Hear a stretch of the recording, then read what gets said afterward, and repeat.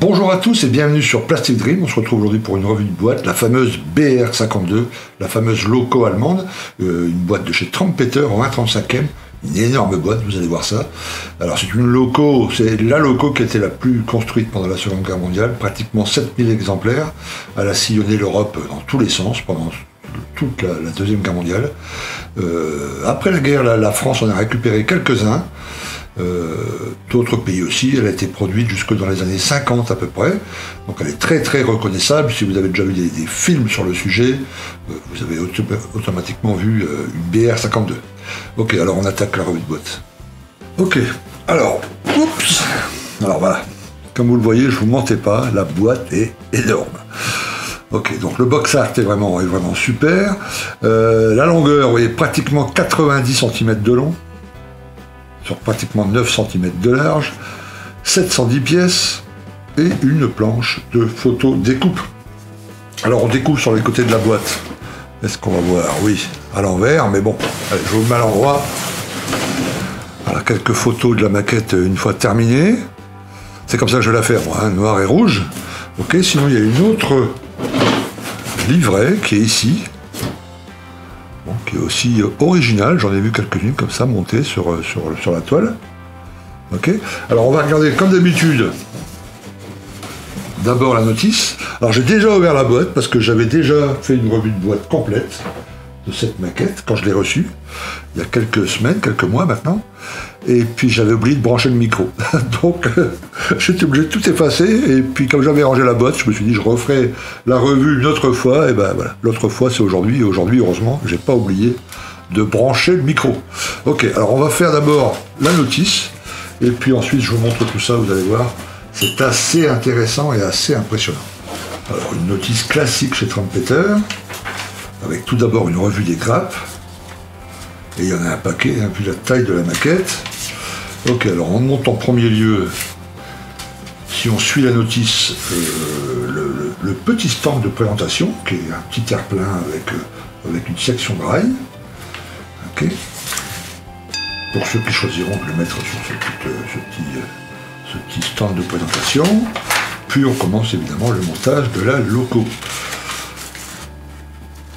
Ok, alors ne m'attendez pas sur les termes et tout ça, parce que côté loco, je n'y connais pas grand chose. J'ai déjà eu quelques indices dans la première revue de loco que j'ai fait sur la 86, mais j'ai pas retenu évidemment, j'ai pas appris les termes par cœur, donc ça rentrera au fur et à mesure, mais bon. Voilà. Donc là, beaucoup de pièces, vous avez vu, 710, ça va faire une sacrée machinerie. Pour le watering, ça va être extra, hein, tous ces rivets, tous ces trucs là, ça va être top. Donc là on attaque, ça c'est la cabine intérieure, ça je sais les noms. Alors j'ai lu quelque part, c'était une cabine qui était fermée, ce qui était plutôt rare, mais comme elle avait été aussi prévue pour aller dans l'Est, des pays froids, il fallait que les conducteurs et puis ceux qui chargeaient le charbon, tout ça, ils soient un peu au chaud, quoi, disons.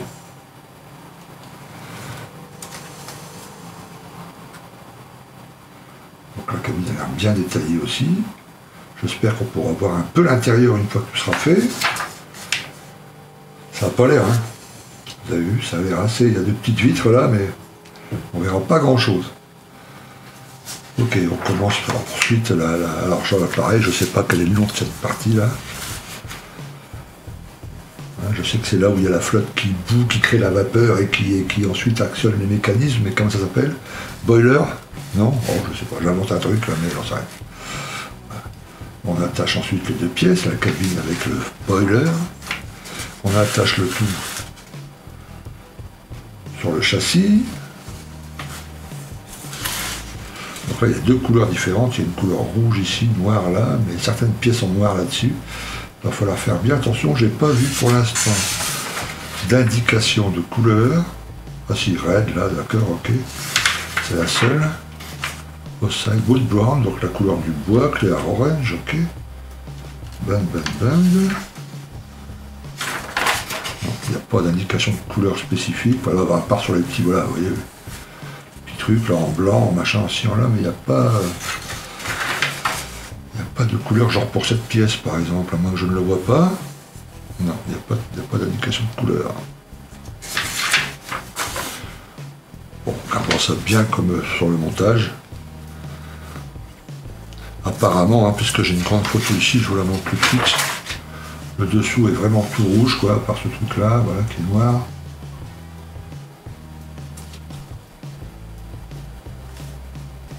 Là, les mécanismes en viré rouge avec du blanc autour, ou c'est couleur métal nu peut-être. Ok, bon. On continue le montage de locaux, là, avec c'est des petits trucs en caoutchouc, ça, hein, pour simuler les câbles. Ça on verra après sur les grappes, comment ça se combine. On continue, il y a un sacré paquet de pièces à mettre, on va pas s'ennuyer. Hein. Ça va être un montage assez long.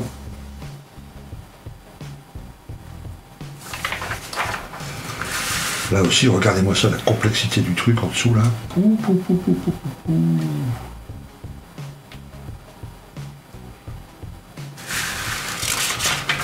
Et on continue, et il y en a encore, et encore, et encore. No cement, alors il y a des pièces qu'il ne faut pas bouger. Parce que les roues, donc, peuvent être... Enfin, les roues.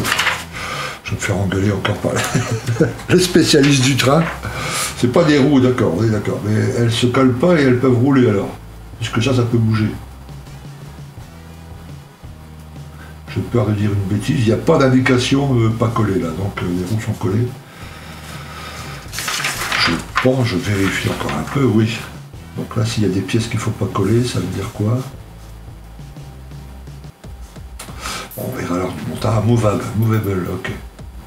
Bon, ça, il y a cette pièce qui veut... c'est vrai, c'est pas les roues. D'accord, ok, très bien. Alors on continue, et on en rajoute une couche, et on en rajoute une couche, et encore une couche. Voilà, c'est les parties où les mécanos se déplacent, c'est ça. Ça a certainement aussi un nom bien spécifique.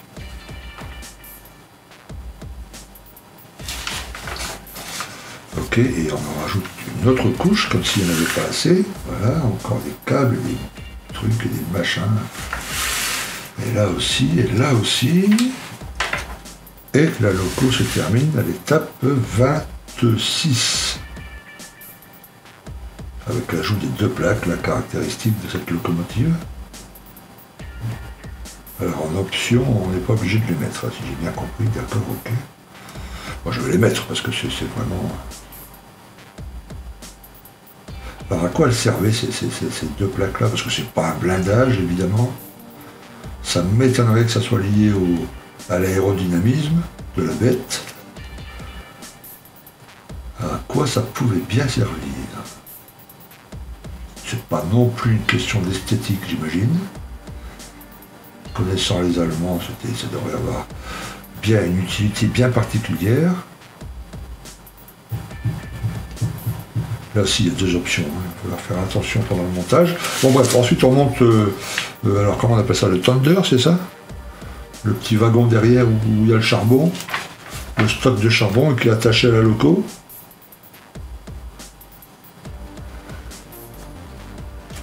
Voilà, vous verrez la taille des pièces, là, c'est assez impressionnant. Donc 1, 2, 3, 4, 5 étapes pour le Thunder, et puis voilà la bête au complet. Donc de là à là, 88 cm, donc à mon avis, là, avec le bout, le truc entier, 1 mètre. C'est quand même une belle pièce. Une sacrée belle pièce. Allez, on va regarder les grappes. Oui, on regarde l'avant sur le cas. Voilà, il y a un plan couleur. Donc soit la version A, soit la version B. Alors moi je vais faire la A, mais la B est originale. Alors je sais pas, je n'avais jamais vu ce genre de camo, je sais pas si c'était prévu pour un théâtre d'opération particulier ou... Parce que même en photo, j'en ai pas vu souvent des comme ça. Gris, zébré de jaune comme ça. En tout cas la plus caractéristique c'est évidemment celle-ci. Ok, très bien. Allez, on va regarder les grappes maintenant. Alors, les deux premières grappes. On va bien garder ça et les remballer après parce que le montage n'est pas pour tout de suite. Il ne suffirait pas que ça s'abîme. Alors là, c'est la cabine. Première grappe. Ok, donc vous voyez déjà la taille des grappes. Bon, des grandes grappes comme ça, il y en a que deux. Les autres sont un chouïa plus petites. Voilà, donc là la cabine, là la texture bois est vraiment pas mal. Vous voyez? Voilà, et ensuite tout ce qui est lié à la cabine, les gravures sont fines. Je vois pas de flash, hein. Un petit peu, mais uniquement sur la grappe, là, tu vois. Sur les pièces, ça va. Ce qui est le principal, hein, faut bien avouer. Donc, il n'y aura pas trop de nettoyage. Il y aura le nettoyage classique, quoi, hein, sur les côtés, tu vois, la ligne de moulage, évidemment, sur toutes les pièces, mais ça va s'arrêter là. La texture bois est pas mal, les petits rivets, là, tout ça, sur le toit de la cabine de la loco. Ok. Et là, voilà, notre grande grappe encore toujours. Bon, ça, c'est la taille de la loco, quoi. C'est quand même énorme, hein. Et encore, c'est que le châssis, hein. Après, il y a la cabine derrière. Et puis, enfin, tu vois, c'est pas... Voilà, petite texture, là, tu vois, avec du métal quadrillé. Les rivets, alors après, je suis pas un pro, hein. Ils font dans le commerce des kits pour améliorer. Il y a beaucoup de kits, il y a même une boîte qui fournit pratiquement 5 kits complémentaires, hein, pour acheter soit le 1, soit le 2, soit les 5, tu vois, et qui poussent vraiment dans le détail toute la loco. Il y a un gars qui le montre sur, je sais plus quel forum anglophone, là. Je sais plus si c'est Arc, et qui lui a acheté les 6 kits là, et ça fait des tonnes de planches de photodécoupe et tout est détaillé. Bon, moi je vais la monter comme ça, brute de boîte, mais je pense que le modèle sera déjà joli, quoi. Bon, là le fameux boiler, mais je suis sûr qu'ils appellent pas comme ça. Donc en fait il n'y a pas énormément de pièces sur cette grappe, tu vois.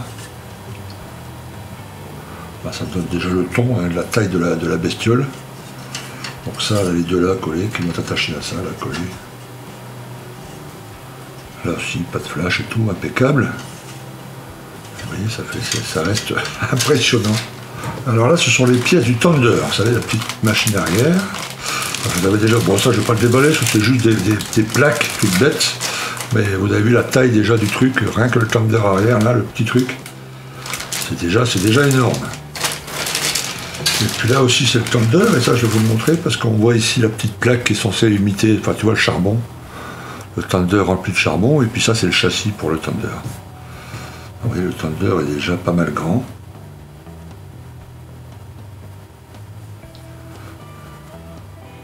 Bon, pas mal de pastilles d'éjection, mais à l'arrière, hein.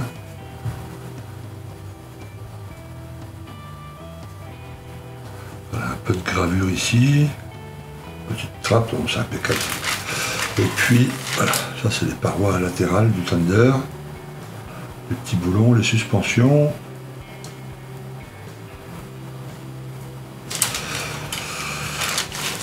Alors, il y a une quinzaine de grappes comme celle-ci. 12 exactement, une petite quinzaine, 12 grappes. Remplies de petites pièces qui se ressemblent un peu près tous, mais qui sont toutes différentes évidemment. Là, je vous en montre une grappe, c'est 2 grappes identiques, mais les 11 autres sont du même agabi, quoi, tu vois. Voilà. Bien des petites pièces, tu vois, c'est plutôt bien détaillé, même sur les petites choses, il y a des petites gravures et tout, là, c'est impeccable. Toujours pas de flash. Là, c'est les roues, bon, je vais me faire engueuler, les roues. Les trucs qui tournent. Voilà. Ok, mais voilà, toujours le toit de belle qualité, c'est quand même pas mal. J'espère que ça va bien s'assembler, qu'il n'y aura pas besoin de trop de poutis là-dessus. Tu vois. Mais il y a une quinzaine de grappes comme ça, c'est pas la peine, je vous montre les 15 grappes qui suivent, hein. C'est la même chose. Mais il y aura beaucoup de pièces. Donc le montage sera très long, ça sera sans doute à réserver à un prochain confinement. Donc là, ce sont les rails, et puis comment on appelle ça, les traverses. Alors, dans 2 grappes identiques et protégées par de la mousse. Donc là aussi, l'imitation bois est plutôt pas mal. Tu vois, donc ça avec une bonne peinture, c'est parfait, hein. Les rails ici, bien droit, donc la couleur métal foncé. Et puis sur le dessus, métal nu. Là où passent les trains, quoi, tu vois. Il y a de quoi faire un truc, un stand très sympa. Moi, je ne veux pas le monter sur le stand, parce que je veux faire un diorama, mais ça, je vais les utiliser, en tout cas dans le diorama. Alors ça, c'est les câbles en caoutchouc, là, vous voyez, comme je vous ai expliqué dans la notice. Voilà, bon, quand c'est bien préparé, bien collé, etc., ça fait illusion, hein, c'est parfait, hein, ce genre de truc. Hein. Voilà, après, il faut bien les mettre en place, évidemment. Elle se colle avec la colle cyano, enfin la colle cyano, pardon, la colle verte classique, là, la colle extra fluide Tamiya.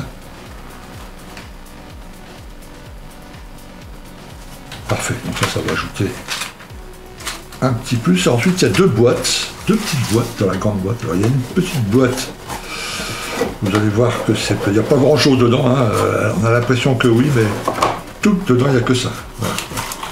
Il y a la grappe transparente, qui n'est pas énorme, hein, sur la loco, les vitres de la cabine, les phares. Voilà. Il y a une petite planche de photodécoupe.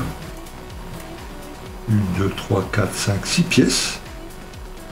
Ok. Et il y a une toute petite planche de décale avec soit l'aigle allemand là, et puis les immatriculations. Voilà, immatriculation et les aigles blancs sur fond transparent. Voilà, imprimé par Trumpeter. Voilà, vous voyez, ça fait une grande boîte pour pas grand chose. Et il y a une deuxième boîte.